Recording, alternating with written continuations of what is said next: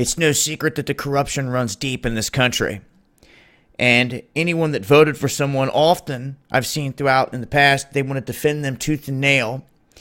But I'm glad that I'm seeing individuals these days awakening. And even if they voted for someone, they'll say, okay, I made a mistake. I was wrong. I now see the bigger picture. The Hegelian dialect, the left-right paradigm, this whole ruse out here.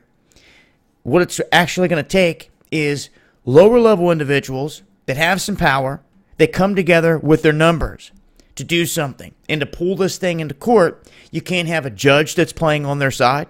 You can't have prosecutors that are playing on their side. You can't have that. You can't have judge and prosecutors and everyone else that are Masons or part of the same secret society of the ones that you're trying to prosecute. Are you kidding me? If you want to keep ignoring that and ignoring the fact that there are groups like this out there, they're going to buffalo you till you're gone.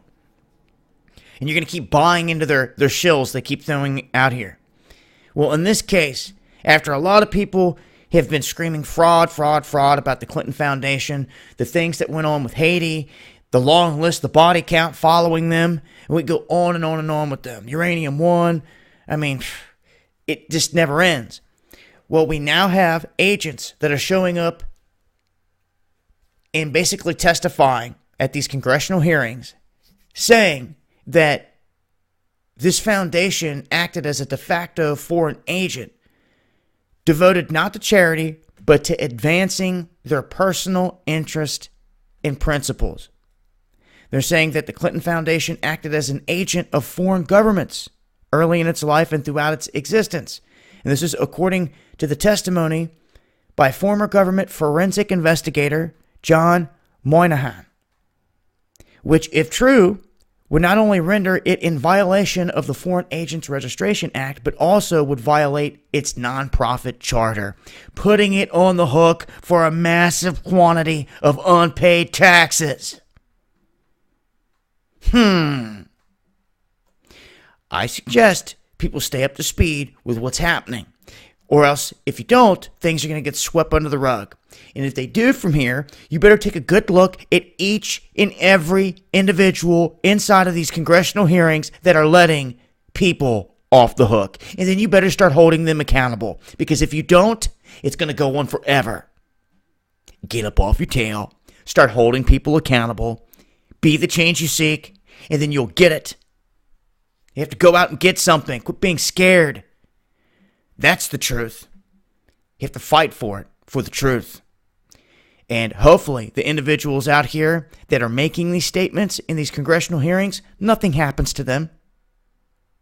And they don't get swept under the rug, so to speak. So pay attention to this. They got them in here, and they're starting to tear this apart.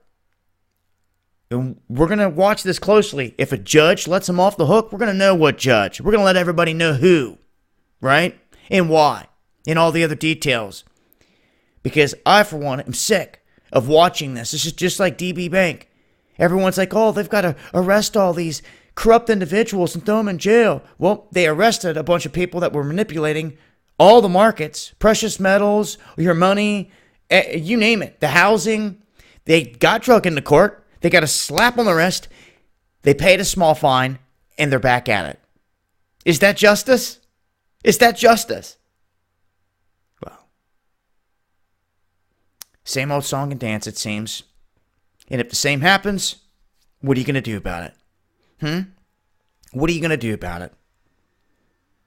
Waiting for some of you to ride. Get at me, Dabu7yahoo.com. You got any ideas? I'll leave a link below. And this is Illuminati.